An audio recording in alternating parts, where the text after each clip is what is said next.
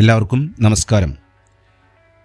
നമ്മളിന്ന് ഈ വീഡിയോയിലൂടെ പ്രധാനമായും വിശകലനം ചെയ്യുന്നത് +1 ബോട്ടണിയിലെ പ്ലാന്റ് ഗ്രോത്ത് ആൻഡ് ഡെവലപ്മെൻറ്റ് എന്ന ചാപ്റ്ററാണ്. പ്രധാനമായും HSC ഇംപ്രൂവ്മെൻറ്റ്, HSC മാർച്ച് തുടങ്ങിയ പരീക്ഷകൾക്ക് സഹായകരമാകും വിധം എന്തൊക്കെ കാര്യങ്ങളാണ് പഠിക്കേണ്ടത്, അതിനെക്കുറിച്ചാണ് കൂടുതലും അറിയേണ്ടതായിട്ടുള്ളത്. എൻ്റെ ഈ വീഡിയോ നിങ്ങൾക്ക് ഇഷ്ടപ്പെടുകയാണെങ്കിൽ ലൈക്ക് ചെയ്യുക, സബ്സ്ക്രൈബ് ചെയ്യുക. ഇനി തുടർന്നും പ്ലാന്റ് ഫിസിയോളജി പാർട്ടിലെ ചോദ്യങ്ങളും ഉത്തരങ്ങളും പരിചയപ്പെടുന്നു. അതടുത്ത വീഡിയോയിൽ നമുക്ക് കാണാം. എല്ലാവരെയും ഒരിക്കൽ കൂടി പ്ലാന്റ് ഗ്രോത്ത് ആൻഡ് ഡെവലപ്മെൻറ്റ് എന്ന ചാപ്റ്റർ വിശകലനം ചെയ്യുന്നതിലേക്ക് ക്ഷണിക്കുന്നു. പ്ലാന്റ് ഗ്രോത്ത് എന്ന ചാപ്റ്ററിൽ ആദ്യം ഫേസസ് ഓഫ് ഗ്രോത്ത്, 3 പ്രധാനപ്പെട്ട ഘട്ടങ്ങളാണ് ഇവിടെ കാണുന്നത്. Meristematic phase, elongation phase, maturation phase. ഏതൊക്കെയാണ്? Meristematic phase, elongation phase, maturation phase. ഇതിൽ മെരിസ്റ്റമാറ്റിക് ഫേസ് എന്ന് പറയുമ്പോൾ അതെവിടെയാണ് സ്ഥിതി ചെയ്യുന്നത്? It occurs in meristems at the root apex and shoot apex. അപ്പോൾ ഷൂട്ട് എപ്പെക്സിലും റൂട്ട് എപ്പെക്സും ഉള്ള ഭാഗത്താണ്. ഇനി ഇലോഗേഷൻ ഫേസിൻ്റെ പറയുമ്പോൾ proximal to meristematic zone, meristematic സോണിൽ നിന്ന് കുറച്ച് മാറിയിട്ട് നിൽക്കുന്നൊരു ഭാഗമാണ് ഇലോങ്ങേഷൻ ഫേസ്. ഇനി മെച്ചുറേഷൻ ഫേസ്. മെച്ചുറേഷൻ ഫേസ് എന്ന് പറയുമ്പോൾ it occurs proximal to the phase of elongation. ഉണ്ടോ? അപ്പോൾ നമ്മളിവിടെ 3 പ്രധാനപ്പെട്ട ഫേസുകൾ ഗ്രോത്തിൻ്റേതായിട്ട് വരുന്നുണ്ട്. Meristematic phase, elongation phase, maturation phase. അപ്പോൾ അതൊന്ന് ഓർമ്മിക്കുക. Growth rates. It is the increased growth per unit time. ഒരു പ്രത്യേക സമയത്തുണ്ടായ വളർച്ചയിലുള്ള ഒരു വർധനവാണ്. 2 തരത്തിലാണ്, അരിത്തമെറ്റിക്കും ജോമെട്രിക്കും. ഈ അരിത്തമെറ്റിക് ഗ്രോത്തിൻ്റെ പ്രത്യേകത എന്താണ്? Following mitotic cell division only 1 daughter cell continues to divide while other differentiates and മെച്ചേഴ്സ്.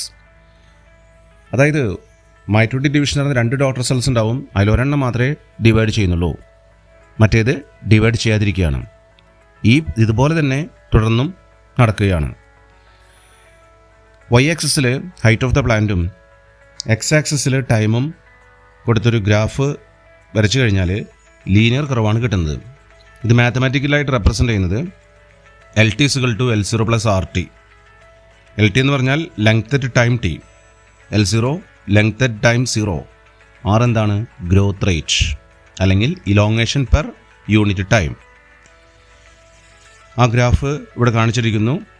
ഗ്രോത്തിൻ്റെ pattern കൊടുത്തിരിക്കുന്നു. Geometric growth. ഇവിടെ എന്താണ് പ്രത്യേകത? Both daughter cells continue to divide. അല്ലെങ്കിൽ ഉണ്ടായ ഡോട്ടർ സെൽസ്, മൈറ്റോസിസിൻ്റെ ഭാഗമായി ഉണ്ടായ ഡോട്ടർ സെൽസ് തുടർച്ചയായിട്ട് ഡിവൈഡ് ചെയ്ത് പോകുകയാണ്. താഴേക്ക് പോകുമ്പോൾ വൈഡൻ ചെയ്യുന്ന രീതിയിലുള്ളൊരു ഗ്രോത്താണ്. മിക്കവാറും സിസ്റ്റത്തിലുള്ള ഗ്രോത്ത് ഇതേപോലെയാണ്. ഇത് നമ്മൾ ഗ്രാഫിക്കലായിട്ട് റെപ്രസെൻ്റ് ചെയ്യുകയാണെങ്കിൽ X ആക്സിസിൽ ടൈമും Y ആക്സിസിൽ size or weight of the organ കാണിക്കുകയാണെങ്കിൽ ഒരു സിഗ്മോയിഡ് കർവാണ് കിട്ടുന്നത്. സിഗ്മോയിഡ് കർവിൽ ലാഗ് ഫേസും എക്സ്പൊണൻഷ്യൽ ഫേസും സ്റ്റേഷണറി ഫേസും കാണുന്നുണ്ട്. ഈ ലാഗ് ഫേസ് എന്ന് പറയുമ്പോൾ പ്രധാനമായിട്ടും സ്ലോ ഗ്രോത്താണ് ഉദ്ദേശിക്കുന്നത്. അത് കഴിഞ്ഞാൽ റാപ്പിഡ് ഗ്രോത്താണ് എക്സ്പൊണൻഷ്യൽ ഫേസ്. ഇനി ന്യൂട്രിയൻ സപ്ലൈ ലിമിറ്റഡ് ആകുന്നതുകൊണ്ട് ഗ്രോത്ത് സ്ലോ ഡൗൺ ചെയ്യാണ്.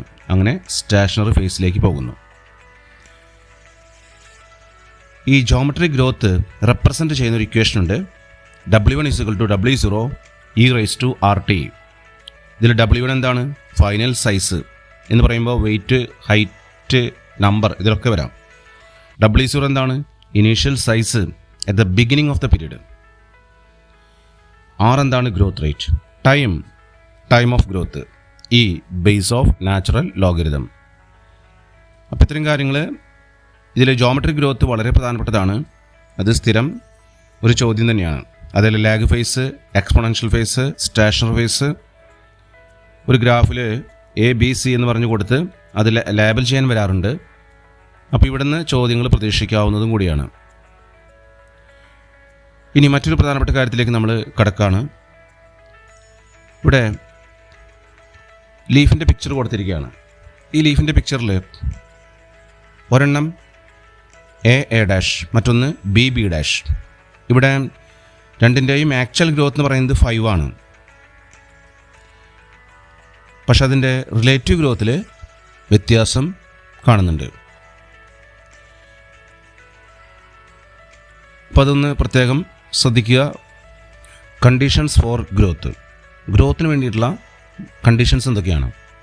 Water, oxygen, nutrients, temperature, light and gravity. ഇതിൽ വാട്ടർ എന്ന് പറയുമ്പോൾ സെൽ എൻലാർജ്മെൻറ്റിനാണ്, ടെർജിഡിറ്റി മെയിൻറ്റെയിൻ ചെയ്യുന്നതിന് വേണ്ടിയിട്ടാണ്, for the extension of growth. നമുക്കറിയാലോ, water provides medium for enzymatic activities needed for growth. ഇതാണ് വാട്ടറിൻ്റെ ഇമ്പോർട്ടൻസ്. എൻസൈമുകളൊക്കെ വർക്ക് ചെയ്യണമെങ്കിൽ അവിടെ വാട്ടറിൻ്റെ സാന്നിധ്യം ആവശ്യമാണ്. അപ്പോൾ രണ്ട് കാര്യങ്ങൾ, ടെർജിഡിറ്റിയും എൻസൈമാറ്റിക് ആക്ടിവിറ്റീസും. ഓക്സിജൻ അവിടെ പ്രധാനമായിട്ടും വരുന്നത് release metabolic energy for growth. Energy സ്വതന്ത്രമാകാണ് അവിടെ ഗ്രോത്തിന് വേണ്ടിയിട്ട്. ന്യൂട്രിയൻസ്, മൈക്രോ ന്യൂട്രിയൻസ്, ഇവിടെ അതിൻ്റെ ഉപയോഗം എന്ന് പറയുന്നത് സിന്തസിസ് ഓഫ് പ്രോട്ടോപ്ലാസം ഒന്ന്, മറ്റൊന്ന് സോഴ്സ് ഓഫ് എനർജി. രണ്ട് കാര്യങ്ങളാണ് ഇവിടെ ന്യൂട്രിയൻസിൻ്റെ ഇമ്പോർട്ടൻസ് വരുന്നത്. സിന്തസിസ് ഓഫ് പ്രോട്ടോപ്ലാസവും അതുപോലെ എനർജി സോഴ്സായിട്ടും ഇത് ആക്ട് ചെയ്യും. ടെമ്പറേച്ചർ, ഒരു ഒപ്റ്റിമം ടെമ്പറേച്ചറിലാണ് മാക്സിമം ഗ്രോത്ത് നടക്കുന്നത്.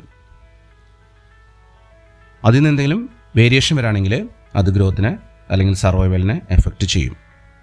അപ്പോൾ ഒപ്റ്റിമം ടെമ്പറേച്ചർ ഈസ്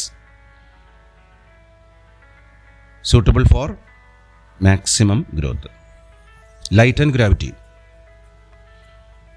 ലൈറ്റും ഗ്രാവിറ്റിയും നമുക്കറിയാലോ effect certain stages of growth. അപ്പോൾ ഇവിടെ water, oxygen, nutrients, temperature, light and gravity, ഇതാണ് ഗ്രോത്തിന് വേണ്ടിയിട്ടുള്ള കണ്ടീഷൻസ് എന്ന് പറയുന്നത്.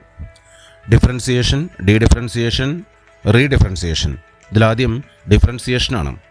അതായത് മെരിസ്റ്റമാറ്റിക് സെൽസ് ഡിവൈഡ് ചെയ്യാനുള്ള പവർ നഷ്ടപ്പെട്ട് അത് പെർമനൻറ്റ് ടിഷ്യൂസായിട്ട് മാറുന്ന ഒരു പ്രക്രിയയാണ്. നമുക്കറിയാലോ, പെർമനൻറ്റ് ടിഷ്യൂസ് എന്ന് പറയുമ്പോൾ നമ്മൾ പഠിക്കുന്നുണ്ട് സൈലം, ഫ്ലോയം, ഇതെല്ലാം മെരിസ്റ്റം ലെയറിൽ നിന്നാണ് ഡെവലപ്പ് ചെയ്യുന്നത്. അതൊരു പ്രത്യേക ഫംഗ്ഷന് വേണ്ടി മാറ്റപ്പെടുകയാണ്. ഇതാണ് ഡിഫറൻസിയേഷൻ. ഇനി ഡീഡിഫറൻസിയേഷൻ എന്ന് പറഞ്ഞു കഴിഞ്ഞാൽ ഈ ഡിവൈഡ് ചെയ്യാനുള്ള പവർ നഷ്ടപ്പെട്ട ടിഷ്യൂസ് വീണ്ടും മെരിസ്റ്റമാറ്റിക് ലെയർ അതിൽ നിന്ന് ഫോം ചെയ്യുകയാണ്. ഉദാഹരണം പറയുകയാണെങ്കിൽ formation of interfascicular cambium and cork cambium. അതെവിടെ നിന്നുണ്ടാവണേ? ഡിഫറൻഷ്യേറ്റഡ് പാരങ്കേമസ് സെല്ലിൽ നിന്നാണ് ഉണ്ടാകുന്നത്. അതാണ് ഡീഡിഫറൻസിയേഷൻ. അപ്പോൾ വീണ്ടും ഡിവൈഡ് ചെയ്യാനുള്ള അവസ്ഥയിലേക്ക് മാറ്റപ്പെടുന്നതാണ് ഡീഡിഫറൻസിയേഷൻ എന്ന് പറയുന്നത്. ഇനി റീഡിഫറൻസിയേഷനാണ്. അതായത് ഇത്തരത്തിൽ ഡീഡിഫറൻസിയേഷൻ മൂലം മെരിസ്റ്റമാറ്റിക് അല്ലെങ്കിൽ ഡിവൈഡ് ചെയ്യാനുള്ള പവർ കിട്ടിയിട്ടുള്ള ആ ലെയറുകളിൽ നിന്ന് വീണ്ടും ടിഷ്യൂ ഡിഫറൻസിയേഷൻ നടക്കുകയാണ് എന്ന് പറഞ്ഞാൽ അതിൽ നിന്ന് വീണ്ടും സെക്കൻഡറി സൈലം ഉണ്ടാകുന്നു, സെക്കൻഡറി ഫ്ലോയം ഉണ്ടാകുന്നു, അല്ലെങ്കിൽ ഫെല്ലോഡേമും ഉണ്ടാകുന്നു. അപ്പം ഇങ്ങനെ വീണ്ടും ഡിഫറൻസിയേഷൻ നടക്കുന്നതാണ് റീഡിഫറൻസിയേഷൻ എന്ന് പറയുന്നത്. അപ്പോൾ നമ്മൾ ഈ ഭാഗത്ത് ഡിഫറൻസിയേഷൻ, ഡീഡിഫറൻസിയേഷൻ, റീഡിഫറൻസിയേഷൻ എന്ന് പറയുന്ന 3 കാര്യങ്ങളാണ് മനസ്സിലാക്കിയത്. അപ്പോൾ ഡിഫറൻസിയേഷൻ എന്ന് പറയുമ്പോൾ മെരിസ്റ്റമാറ്റിക് സെൽസ് പവർ നഷ്ടപ്പെട്ട് അത് പെർമനൻറ്റ് ടിഷ്യൂസായിട്ട് മാറുന്നു. ഇനി പെർമനൻറ്റ് ടിഷ്യൂസായിട്ട് മാറിയിട്ടുള്ള ടിഷ്യൂസിൽ നിന്ന് വീണ്ടും മെരിസ്റ്റം ലെയർ ഫോം ചെയ്യുകയാണ്. ഇപ്പോൾ ഇൻ്റർഫാസിക്കുലാർ കാമ്പി ആണെങ്കിലും കോർക്ക് കാമ്പി ആണെങ്കിലും അങ്ങനെയാണ്. ഇനി വീണ്ടും ഇത്തരം മെരിസ്റ്റമാറ്റിക് ലെയറിൽ നിന്ന് ടിഷ്യൂ ഡിഫറൻസിയേഷൻ നടക്കുകയാണ്. അതാണ് റീഡിഫറൻസിയേഷൻ. അങ്ങനെയാണ് സെക്കൻഡറി സൈലവും സെക്കൻഡറി ഫ്ലോയവും ഉണ്ടാകുന്നത്, അല്ലെങ്കിൽ ഫെല്ലവും ഫെല്ലോഡേമും ഉണ്ടാകുന്നത്. Development, It is the sum of growth and differentiation. That means the period from seed germination to senescence. ഇതാണ് ഡെവലപ്മെൻറ്റിൽ മുഖ്യമായിട്ടും വരുന്നത്. ഇനി ഇതിലൊരു പ്രധാനപ്പെട്ട കാര്യമുണ്ട്, പ്ലാസ്റ്റിസിറ്റി. അതായത് ഡിഫറെൻ്റ് ആയിട്ടുള്ള എൻവിറോൺമെൻറ്റിൽ different kind of structures form ചെയ്യണം. ഒരു പ്ലാന്റിൽ തന്നെ ഡിഫറെൻറ്റ് കൈൻഡ് ഓഫ് സ്ട്രക്ചേഴ്സ്, ഇതിനെ വിളിക്കുന്ന പേരാണ് പ്ലാസ്റ്റിസിറ്റി. ഉദാഹരണം പറയുകയാണെങ്കിൽ ഹെട്രോഫില്ലി, നിങ്ങൾക്കറിയാലോ, heterophylly due to phases of growth. ഇപ്പോൾ കോട്ടൺ, കൊറിയാൻഡർ, ലാർക്സ്പർ ഇത്തരം പ്ലാന്റ്സിൽ ജുവനൈൽ സ്റ്റേജിൽ ഉള്ള ലീഫും മെച്വർ സ്റ്റേജിലുള്ള ലീഫും ഡിഫറെൻറ്റ് ഷേപ്പാണെന്ന്. അപ്പോൾ ഗ്രോത്തിൻ്റെ വിവിധ ഘട്ടങ്ങളിൽ 2 ഘട്ടമാണ് പ്രധാനമായിട്ട് ഉദ്ദേശിക്കുന്നത്, ജുവനൈൽ ഫേസും അതുപോലെ മെച്വർ ഫേസും. ഒരു പ്ലാന്റിൽ തന്നെ ലീഫിൽ വ്യത്യാസമുണ്ടാകുന്നു. ഇനി മറ്റൊരു heterophylly due to environment. Buttercup പോലുള്ള പ്ലാന്റ്സിൽ സബ്മർജ്ഡ് ലീഫ് ശരിക്കും ഡിസെക്റ്റഡ് ടൈപ്പാണ്. എമർജൻറ്റ് ലീവ്സ് നോർമൽ ഷേപ്പാണ്. അപ്പോൾ difference in shape of leaves producer in air and water. ഇതാണ് ഹെട്രോഫിലിയിൽ നമ്മൾ കാണുന്ന 2 എക്സാമ്പിൾ. അപ്പോൾ കോട്ടൺ, കൊറിയാൻഡർ, ലാർക്സ്പെറിലാണ് heterophylly due to phases of life. ബട്ടർകപ്പിലാണ് ഹെട്രോഫിലി ഡ്യൂ ടു എൻവിറോൺമെൻറ്റ്. അപ്പോൾ അത് പ്ലാസ്റ്റിസിറ്റിക്കുള്ള 2 തരത്തിലുള്ള എക്സാമ്പിളാണ്. ഇനി ഡെവലപ്മെൻറ്റ് ഇൻഫ്ലുവൻസ് ചെയ്യുന്ന ഫാക്ടേഴ്സ് എന്ന് പറയുമ്പോൾ ഇൻട്രിൻസിക്കും എക്സ്ട്രിൻസിക്കും ഉണ്ട്. ശരിക്കും ഇൻറ്റേർണലാണ് ഇൻട്രിൻസിക് എന്ന് പറയുമ്പോൾ, എക്സ്ട്രിൻസിക് എന്ന് പറയുമ്പോൾ എക്സ്റ്റേണലാണ്. നിങ്ങൾക്കറിയാലോ, ഇപ്പോൾ light, temperature, water, oxygen, nutrition. Light, temperature, water, oxygen, nutrition, ഇതാണ് എക്സ്ട്രിൻസിക് ഫാക്ടേഴ്സ്. അപ്പോൾ ഇൻട്രിൻസിക് ഫാക്ടേഴ്സ് എന്താണ്? Intracellular factors, intercellular factors. Intracellular എന്ന് പറഞ്ഞാൽ ജനറ്റിക് ജീൻ ലെവലുള്ള കൺട്രോളാണ്. ഇൻ്റർസെല്ലുലാർ എന്ന് പറഞ്ഞാൽ പ്ലാന്റ് ഗ്രോത്ത് റെഗുലേറ്റേഴ്സാണ്. PGRS, നമ്മൾ ഫൈറ്റോ ഹോർമോൺ എന്നൊക്കെ പറയും. പ്ലാന്റ്സിൽ കാണുന്ന ഹോർമോൺസാണ് ആ ഇൻ്റർസെല്ലുലാർ ഫാക്ടേഴ്സ് എന്ന് പറയുന്നത്. ഇത്രയും കാര്യങ്ങളാണ് പ്ലാന്റ് ഡെവലപ്മെൻറ്റായിട്ട് ബന്ധപ്പെട്ട് നമുക്ക് പഠിക്കാനായിട്ട്. പ്ലാന്റ് ഗ്രോത്ത് റെഗുലേറ്റേഴ്സ് അല്ലെങ്കിൽ പ്ലാന്റ് ഹോർമോൺസ്. ഇതിലാദ്യം auxins. Charles Darwin, Francis Darwin ഇവർ കാനറി ഗ്രാസിൽ നടത്തിയ എക്സ്പെരിമെൻറ്റിൽ നിന്ന് ഫോട്ടോട്രോപിക് കർവേച്ചർ ഉണ്ടെന്ന് മനസ്സിലാക്കിയെങ്കിലും ഓക്സിൻ കണ്ടെത്താനായിട്ട് കഴിഞ്ഞില്ല.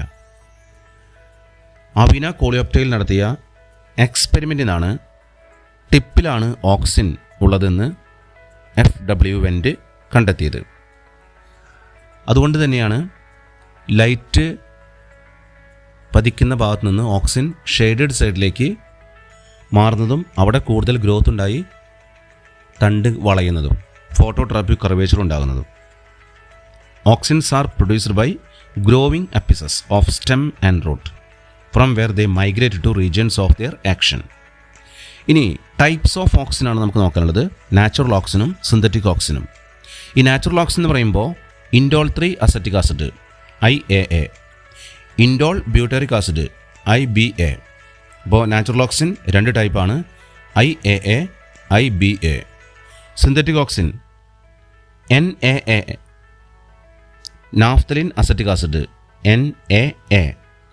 മറ്റൊന്ന് 2,4-D, two four dichlorophenoxy acetic acid, two four dichlorophenoxy acetic acid. അപ്പോൾ സിന്തറ്റിക് ഓക്സിൻ NAA, അതുപോലെ 2,4-D. അപ്പോൾ ടൈപ്സ് ഓഫ് ഓക്സിൻ എന്താണെന്ന് കണ്ടു. ഓക്സിൻ്റെ ഫങ്ഷൻസ് ആണ് ഏറ്റവും പ്രധാനം. ഒരു 6-7 ഫങ്ഷൻസ് ഇവിടെ നോക്കാനുണ്ട്, ശ്രദ്ധിക്കുക. ഒന്നാമത്തെ, റൂട്ടിങ്ങിനെ ഇനീഷ്യേറ്റ് ചെയ്യും. സ്റ്റെം കട്ട് ചെയ്ത ഭാഗത്ത് റൂട്ട് ഫോം ചെയ്യാൻ ഹെൽപ്പ് ചെയ്യും. ഫ്ലവറിങ്, പൈനാപ്പിളിൽ ഫ്ലവറിങ്ങിനെ പ്രൊമോട്ട് ചെയ്യും. മൂന്നാമത്തെ കാര്യം, ഏർലി സ്റ്റേജിലെ ഫ്രൂട്ട് ലീഫ് ഡ്രോപ്പിനെ പ്രിവെൻറ്റ് ചെയ്യും. നാലാമത്തെ കാര്യം, ഓൾഡർ ലീവ്സിലെ അബ്സിഷനെ, അതുപോലെ ഫ്രൂട്ട്സിൻ്റെ ഒക്കെ അബ്സിഷനെ പ്രൊമോട്ട് ചെയ്യുന്നതാണ്. ഓക്സിൻ ചെയ്യുന്നത്. അഞ്ചാമത്തെ കാര്യം പാർത്തനോകാർപ്പ് ഇൻഡ്യൂസ് ചെയ്യും ടൊമാറ്റോസിലൊക്കെ. ആറാമത്തെ കാര്യം ഇത് ഹെർബിസൈഡായിട്ട് ആക്ട് ചെയ്യും. അതായത് ഡൈക്കോട്ട് വീഡ്സിനെ കില്ല് ചെയ്യാനായിട്ട് അത്, പക്ഷേ മോണോക്കോട്ട് പ്ലാന്റ്സിനെ എഫക്റ്റ് ചെയ്യൂല എന്നുള്ളതാണ്. ഹെർബിസൈഡായിട്ട് ഉപയോഗിക്കും. അങ്ങനെ വീഡ് ഫ്രീ ലോൺസ് ഉണ്ടാക്കാനായിട്ട് ഗാർഡനേഴ്സ് പ്രിഫർ ചെയ്യുന്നു. ഏഴാമത്തെ കാര്യം സൈലം ഡിഫറൻസിയേഷൻ, അതുപോലെ തന്നെ സെൽ ഡിവിഷനെയും ഹെൽപ്പ് ചെയ്യും. അപ്പോൾ ഇവിടെ 7 കാര്യങ്ങളാണ്. റൂട്ടിംഗ് ഒന്നാമത്തെ, രണ്ടാമത്തെ ഫ്ലവറിംഗ്, മൂന്നാമത്തെ prevent fruit and leaf drop at early stage, നാലാമത്തെ എപ്സിഷനെ പ്രൊമോട്ട് ചെയ്യുന്നതാണ് ഓൾഡർ ലീവ്സ് ആൻഡ് ഫ്രൂട്ട്സ്, അഞ്ചാമത്തെ പാർത്തനോകാർപ്പ് ഇൻഡ്യൂസ് ചെയ്യും, ആറാമത്തെ ഹെർബിസൈഡായിട്ട് ആക്ട് ചെയ്യും, ഏഴാമത്തെ controls xylem differentiation and cell division. ഇനി യോക്സിൻ മറ്റൊരു പ്രധാനപ്പെട്ട കാര്യം ഡീകാപ്പിറ്റേഷൻ. ഷൂട്ട് ടിപ്പ് കട്ട് ചെയ്ത് കളഞ്ഞാൽ ലാറ്ററൽ ബഡ് കൂടുതലുണ്ടാവും. ഇത് ടീ പ്ലാന്റേഷനിലും ഹെഡ്ജ് മേക്കിങ്ങിലും ഇമ്പോർട്ടൻ്റ് ആണ്. ഷൂട്ടപ്പിക്സ് അല്ലെങ്കിൽ decapitation of petiole that is important in tea plantation and hedge making because that promote lateral buds, ബ്രാഞ്ചിങ്ങിനെ പ്രൊമോട്ട് ചെയ്യാണ്. ഇതിലൊരു കാര്യം കൂടി ഉണ്ട്, അപ്പിക്കൽ ഡോമിനൻസ്. അതായത് ടിപ്പിൽ ഓക്സിൻ ഉണ്ടെങ്കിൽ അത് പ്ലാന്റിൻ്റെ ഗ്രോത്തിനെ പ്രൊമോട്ട് ചെയ്യും, അത് അപ്പിക്കൽ ബഡിൻ്റെ ഗ്രോത്തിനെ പ്രൊമോട്ട് ചെയ്യും, പക്ഷേ ലാറ്ററൽ ബഡിൻ്റെ ഗ്രോത്തിനെ ഇൻഹിബിറ്റ് ചെയ്യും. ഇതാണ് apical dominance. Growing apical bud inhibit the growth of lateral buds. ഇതും നമുക്ക് ഓക്സിനെ കുറിച്ച് പറയുമ്പോൾ മനസ്സിലാക്കേണ്ടതാണ്. നെക്സ്റ്റ് ജിബ്ബർലിൻ. അതായത് ബെക്കാന് ഡിസീസായിട്ട് ബന്ധപ്പെട്ടാണ്, അല്ലെങ്കിൽ ഫൂളിഷ് സീഡ്ലിംഗ് ഡിസീസായിട്ട് ബന്ധപ്പെട്ടാണ് ജിബ്ബർലിൻ്റെ റോള് വരുന്നത്. അപ്പോൾ ഇതിനെക്കുറിച്ച് എക്സ്പെരിമെൻ്റ് നടത്തിയത് കുറോസോവ എന്ന് പറയുന്ന സയൻറ്റിസ്റ്റാണ്. അപ്പോൾ ഈ ഒരു ഡിസീസ് ഉണ്ടായി ജപ്പാനിലെ റൈസ് പ്ലാന്റ്സിന്, ജിബ്ബർല ഫ്യൂജിക്രോയി എന്ന് പറയുന്ന ഫംഗസാണ് ഇതിന് കാരണമായത്. അവിടെ നിന്നാണ് നമ്മൾ ജിബ്ബർലിനെ കുറിച്ചുള്ള കണ്ടുപിടുത്തം, അല്ലെങ്കിൽ ജിബ്ബർലിൻ അവിടെ ഇൻ്റർനോഡൽ ഇലോങ്ങേഷനെ പ്രൊമോട്ട് ചെയ്തു എന്നാണ് മനസ്സിലാക്കിയത്, ജിബ്ബർലിൻ്റെ സാന്നിധ്യം. അപ്പോൾ GA3 ആണ് ഇതിൽ ഏറ്റവും പ്രധാനം. ജിബ്ബർലിൻ്റെ അപ്ലിക്കേഷനാണ് നമുക്കിവിടെ നോക്കാനായിട്ടുള്ളത്. ഒന്നാമത്തെ കാര്യം, they cause increase length of axis. ഇപ്പോൾ ഗ്രേപ്പ് സ്റ്റോക്കിൻ്റെ ലെങ്ത്ത് കൂട്ടുന്നു എന്നുള്ളതാണ്. ഗ്രേപ്പ് സ്റ്റോക്കിൻ്റെ ലെങ്ത്ത് കൂട്ടുന്നു ഒന്നാമത്തെ. രണ്ടാമത്തെ കാര്യം, improve the shape of fruits. Apple പോലുള്ള ഫ്രൂട്ട്സിലൊക്കെ ഷേപ്പ് ഇമ്പ്രൂവ് ചെയ്യും. 3, ഡിലേ സെനസെൻസ്. അതായത് ഫ്രൂട്ട്സ് അവിടെ തന്നെ ട്രീയിൽ തന്നെ ഡിമാൻഡ് അനുസരിച്ച് മാത്രമേ അത് മാർക്കറ്റിലേക്ക് കൊണ്ടുവരുന്നുള്ളൂ. Fruits can be left on tree to extend the market period. അപ്പോൾ സെനസെൻസ് ഇവിടെ ഡിലേ ചെയ്യിപ്പിക്കുന്നതാണ്. നാലാമത്തെ കാര്യം, speed up malting process in brewing industry. അപ്പോൾ ബ്രീവറി നമുക്കറിയാലോ, ബ്രീവിംഗ് ഇൻഡസ്ട്രി ബിവറേജ് ആയിട്ട് ബന്ധപ്പെട്ടാണ്. അവിടെ മാൾട്ടിംഗ് പ്രോസസ്സിനെ അത് സ്പീഡപ്പ് ചെയ്യും, വളരെ വേഗത്തിലാക്കും. അഞ്ചാമത്തെ കാര്യം, ഷുഗർ കെയിൻ ഫീൽഡിൽ ഇത് സ്പ്രേ ചെയ്ത് കഴിഞ്ഞാൽ ലെങ്ത് ഓഫ് സ്റ്റെം ഇൻക്രീസ് ചെയ്യാൻ പറ്റും. അങ്ങനെ ഈൽഡ് തന്നെ ഏക്കറിൽ 20 ടണ്ണ് കൂട്ടാനായിട്ട് കഴിയുമെന്നാണ് പറയുന്നത്. ആറാമത്തെ കാര്യം, ഈ ജുവനൈൽ കോണിഫേഴ്സിൽ ഇത് സ്പ്രേ ചെയ്ത് കഴിഞ്ഞാൽ, ഏർലി സ്റ്റേജിൽ ഇത് സ്പ്രേ ചെയ്ത് കഴിഞ്ഞാൽ എളുപ്പത്തിലെ മെച്യൂരിറ്റി പീരീഡ് എത്തും, അങ്ങനെ സീഡ് പ്രൊഡക്ഷൻ ഉണ്ടാകും എന്നാണ് പറയുന്നത്. ഏഴാമത്തെ കാര്യം, ബോൾട്ടിങ്ങിനെ പ്രൊമോട്ട് ചെയ്യും. നേരത്തെ പറഞ്ഞതുപോലെ ഇൻ്റർനോഡിൻ്റെ ലെങ്ത്ത് വളരെ വേഗത്തിൽ വർദ്ധിപ്പിക്കുകയാണ് ഫ്ലവറിങ്ങിന് മുൻപായിട്ട്. ക്യാബേജിൽ, ബീറ്റ് പോലുള്ള പ്ലാന്റ്സിൽ, റൊസറ്റ് ഹാബിറ്റുള്ള പ്ലാന്റ്സിലാണ് ഇത് സംഭവിക്കുന്നത്. Internodal elongation just prior to flowering. ഇത്രയും കാര്യങ്ങളാണ് ജിബ്ബർലിനെ കുറിച്ച് നമുക്ക് അറിയാനായിട്ടുള്ളത്. അപ്പോൾ ജിബ്ബർലിൻ്റെ ഫംഗ്ഷൻ ഇവിടെ വളരെ പ്രധാനപ്പെട്ടതാണ്. Increase the length of grape stock, ഇതൊന്നാമത്തെ പോയിന്റ്. രണ്ടാമത്തെ പോയിന്റ് എന്താണ്? Improve the shape of fruits such as apple. മൂന്നാമത്തെ പോയിന്റ് എന്താണ്? Delay senescence. നാലാമത്തെ പോയിന്റ് എന്താ കണ്ടത്? Speed up malting process in brewing industry. അഞ്ചാമത്തെ പോയിന്റ് എന്താ കണ്ടത്? Increase the length of stem in sugar cane. ആറാമത്തെ point hastens the maturity period and early seed production in conifers. ഏഴാമത്തെ കാര്യം it promote bolting. Next cytokinins, മൂന്നാമത്തെ plant ഹോർമോണാണ്. ഈ 3 plant ഹോർമോണുമാണ് growth promoting hormones എന്ന് പറയുന്നത്. സ്കൂഗ് മില്ലറാണ് ഈ കൈനറ്റിന് എന്ന് പേര് കൊടുക്കാൻ അതിന് സഹായിച്ചത്. അതായത് സ്കൂഗാണ് ഇതിനെക്കുറിച്ചുള്ള എക്സ്പെരിമെൻ്റ് കൂടുതലും നടത്തിയത് എന്ന് പറയാം. അങ്ങനെ സൈറ്റോകൈനിനെ കുറിച്ച് ചില കാര്യങ്ങൾ ഇവിടെ നമ്മൾ മനസ്സിലാക്കുകയാണ്. സിയാറ്റിൻ എന്ന ഒരു പ്രധാനപ്പെട്ട കോമ്പൗണ്ടാണ് ആദ്യമായി നാച്ചുറൽ സൈറ്റോകൈൻ എന്നറിയപ്പെട്ടത്. കാരണം കോൺ കണൽസ് നിന്നും കോക്കനട്ട് മിൽക്കിൽ നിന്നാണ് ഇത് വേർതിരിച്ചത്. ഇതിന് സൈറ്റോകൈനിൻ ലൈക്ക് ആക്ടിവിറ്റീസ് ഉണ്ടെന്നാണ് മനസ്സിലാക്കുന്നത്. മെയിനായിട്ടും സൈറ്റോകൈനിൻ ഉൽപ്പാദിപ്പിക്കപ്പെടുന്നത് ചില പ്രത്യേക റാപ്പിഡ് സെൽ ഡിവിഷൻ നടക്കുന്ന ഭാഗങ്ങളിലാണ്. Root apices, shoot buds, young fruits, ഇവിടെയൊക്കെയാണ് ഈ സൈറ്റോകൈനിൻ്റെ സിന്തസിസ് നടക്കുന്നത്.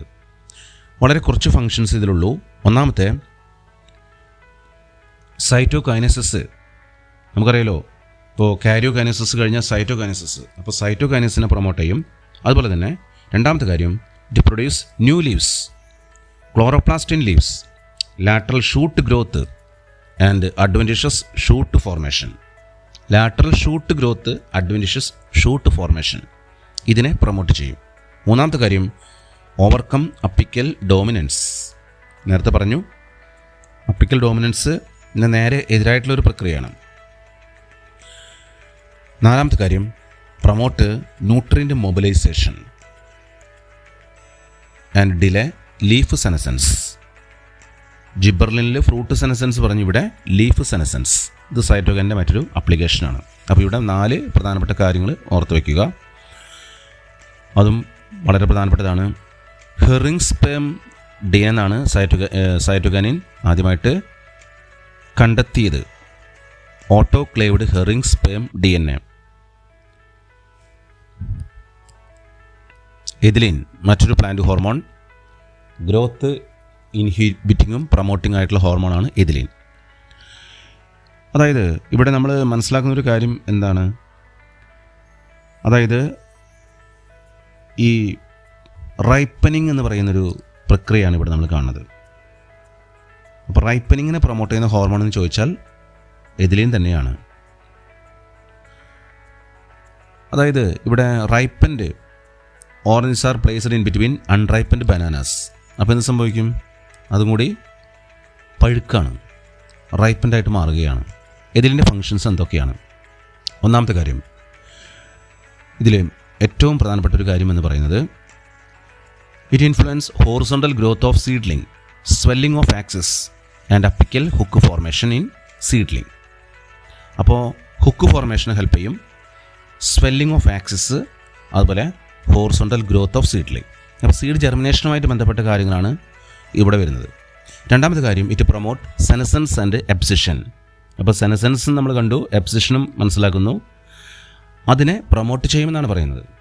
മൂന്നാമത്തെ കാര്യം, ഫ്രൂട്ട് റൈപ്പനിങ്ങിനെ പ്രൊമോട്ട് ചെയ്യും. അപ്പോൾ റൈപ്പനിങ്ങിൻ്റെ സമയത്ത് റെസ്പിറേറ്ററി റേറ്റ് ഇൻക്രീസ് ചെയ്യും. ഇതിനെ റെസ്പിറേറ്ററി ക്ലൈമാറ്റിക് എന്നാണ് പറയുന്നത്.